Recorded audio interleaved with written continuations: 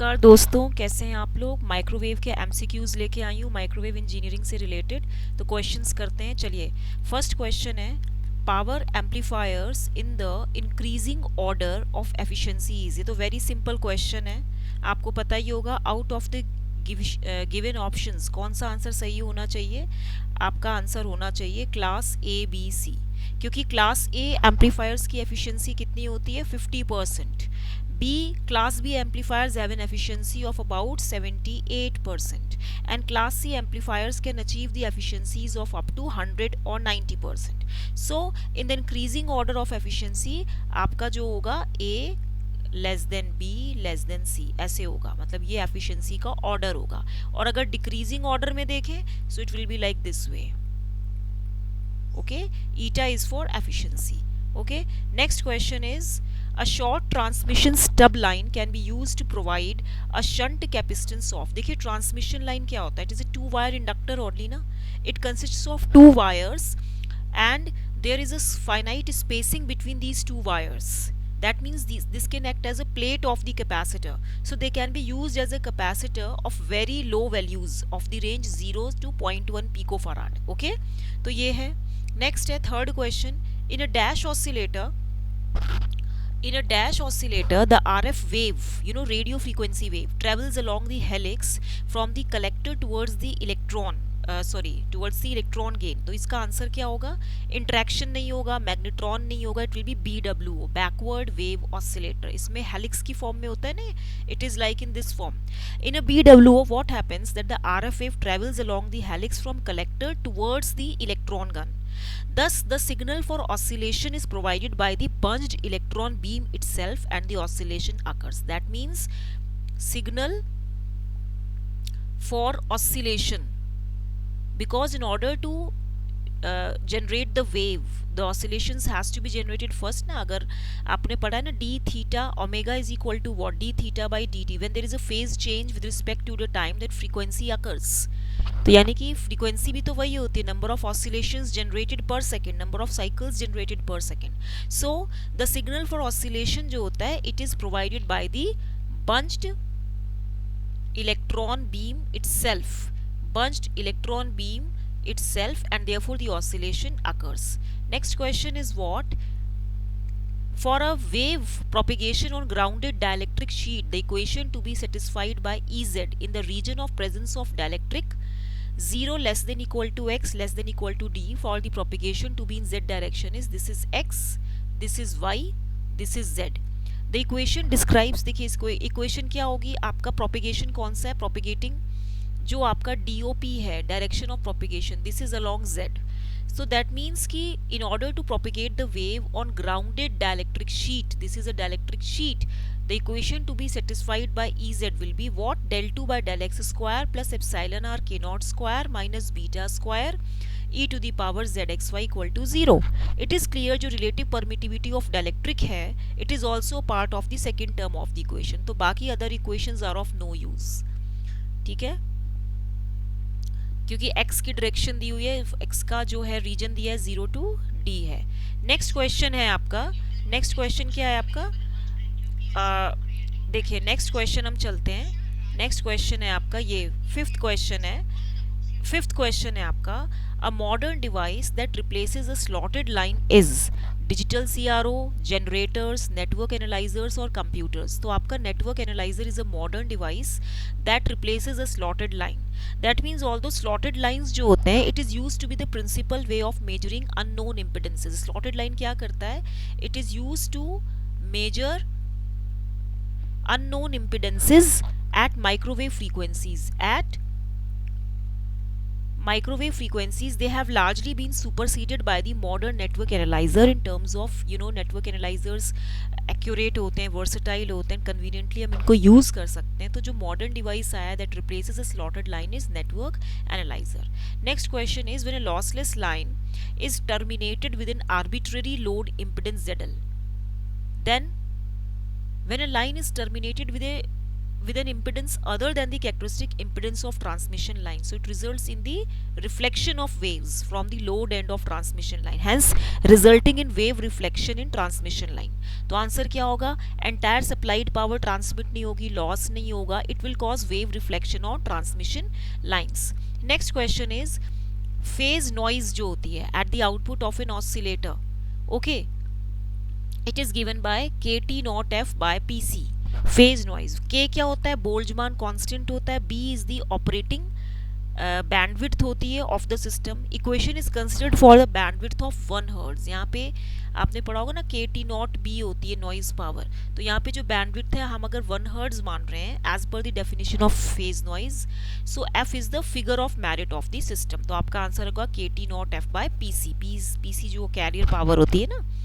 Next question है आपका जो है, नेक्स्ट क्वेश्चन क्या है आपका कि this is the question when coupling coefficient, आपका क्वेश्चन क्या है, when coupling coefficient is 1 the resonator dash is, it is neither under coupled, it is neither nor over coupled, it is critically coupled. Coupling coefficient, that means it is a small k. When it is 1 the resonator is critically coupled to the feed line. critically coupled होगा ना,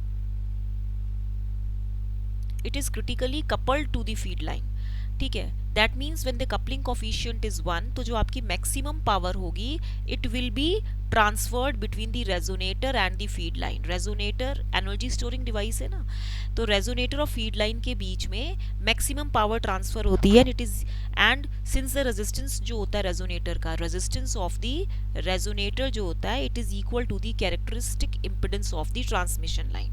next question क्या है, an ideal dash produces an output consisting of sum and difference of the two input signals. Sum and difference यही होता है ना, आपकी जो इनपुट और आउटपुट फ्रीक्वेंसी होती है, जैसे ये मिक्सर होता है तो इसमें एक आपकी RF फ्रीक्वेंसी गोज और एक में LO फ्रीक्वेंसी जाती है. तो यहाँ पे क्या करता है, सम एंड डिफरेंस फ्रीक्वेंसी चाहिए होती है इसको, तो sum and difference frequency create करता है. तो that means your answer will be mixer, क्योंकि मिक्सर क्या होता है, it is a 3-port system, 3-port device that uses a mixer और a time varying element in order to achieve the frequency conversion. तो ideal mixer produces an output consisting of the sum and difference frequencies of the 2 input signals. Next question क्या है, देखिए आपके पास next question है, Hartley oscillator has inductance values of L1 and L2 दिया है. This is your L1, this is your L2 in the feedback section and capacitor of 4 nanofarad. Then the resonant frequency of the circuit is, आपने पढ़ा होगा कि जो resonant frequency of the circuit होता है वो होता है 1/2 pi under root, because it is Hartley oscillator so it is C1 of L1 plus L2. तो यहाँ पे जब आप इसमें वैल्यूज रखते हो तो ये 1/2 pi under root of C1 is what, this is 4 nanofarad and this is what 12 plus 4 into 10 की पावर -3. तो ये वैल्यू हो जाएगी. जब आप इसको फर्दर पूरा सॉल्व करोगे so what will you get, जो आपका रिजल्ट आएगा दैट विल बी 9.89 किलोहर्ट्ज होगा. ओके, नेक्स्ट क्वेश्चन है आपका, direct measurement of the unloaded quality factor. You know quality factor it is a measure of the selectivity of the network. Q is what, omega naught by bandwidth होती है ना, Q is equal to मतलब FR by bandwidth जो भी है आपका formula होता है. तो direct measurement of the unloaded Q of A resonator is not possible. This is true because of the loading effect of the measurement system, but it is possible to determine the unloaded Q from measurement of the frequency response जिसका given होगा of the loaded resonator when it is connected to a transmission line. मान लीजिए ये आपका कोई loaded resonator है, it is connected to the transmission line, ये transmission line से connected है. Only then जो आपका unloaded Q है it can be calculated. जो आपका अनलोडेड Q है ये आप कैलकुलेट कर सकते हैं. You can calculate the unloaded Q from the measurements of frequency response. Next question देखिए आप, major disadvantage of Lange coupler. You know Lange coupler वो क्या होता है, it is high power loss, no. It is low gain, no. It is complex construction, yes. The main disadvantage of Lange coupler is what, it is probably practical, क्योंकि lines जो होती है these are very narrow. Lines are very narrow practically and they are very close together, so the जो required bonding wires होती हैं because narrow and close together होती हैं, they are in very close proximity to each other, so what will happen, जो required bonding wires होंगे, जो required bonding wires होंगे ये क्या करेंगे, across the line it will increase the complexity, ये complexity को बढ़ा देंगे, इसीलिए इसका जो construction होता है वो complex होता है. Next question है आपका, gallium arsenide is in fabricating gun diode is what? It is a slice device made of different type of semiconductor layers. It is a bulk device that it does not contain any junction. ये junctionless device होता है. It is a slice of n type gallium arsenide. ये n type gallium arsenide का slice structure होता है. P type gallium arsenide does not exhibit gun effect, hence ये reversible होता है and it can be operated in both the directions. Next question है, a radio receiver operating at microwave frequencies must have very high selectivity. Yes, because most of the applications nowadays use wireless communication. आपने देखा technology कितनी develop होती जा रही है. सो space जो है it is a sea of EM waves. In order to receive only the desired signal, हमें डिजायर्ड सिग्नल चाहिए इन द डिजायर्ड रेंज. मान लीजिए ये डायरेक्टिविटी है. डायरेक्टिविटी क्या होता है, in order to achieve the maximum radiation in the given direction. तो यानी कि desired signal in the desired range of frequencies, हमें रेडियो रिसीवर की high sensitivity and high selectivity होनी चाहिए, वीकेस्ट पॉसिबल सिग्नल को भी डिटेक्ट कर सके. ठीक है, अब आप देखिए नेक्स्ट क्वेश्चन है, the total energy stored in a series RLC circuit is equal to the energy stored in the inductor. False है ये. The total energy in a, देखिए ये है आपका RLC सर्किट, यहाँ पे आपने एक AC वोल्टेज लगाया है. This is RLC circuit. The total energy in a series RLC circuit, it is the sum of the energy stored in the magnetic field of inductor, ठीक है, plus electrical energy of the capacitor. तो loss in the circuit क्यों होती है, due to the resistive component की वजह से होता है. तो जो टोटल एनर्जी होती है it equal to the energy stored in the inductor only? No, loss resistive component की वजह से होता है, और जो टोटल एनर्जी होती है it is the sum of the energy stored in the magnetic energy and in the inductor and the electric energy stored in the capacitor. Half Li square plus half CV square. तो ये आपका answer ये होगा. Next question क्या है, the equivalent resistance of a short circuited λ/4 transmission line. ये आपकी क्या है, ये एक λ/4 है, लेंथ है इसकी. ओके, एंड ये आपका शॉर्ट सर्किट है. This is the short circuit. So the equivalent resistance of a short circuited λ/4 transmission line, it is dependent on the characteristic. क्या लिखा है, इंडिपेंडेंट होता है? नहीं, it is dependent on the characteristic impedance of transmission line. Okay, इस पर ये depend करता है. द एक्सप्रेशन क्या होता है, Z0/αL.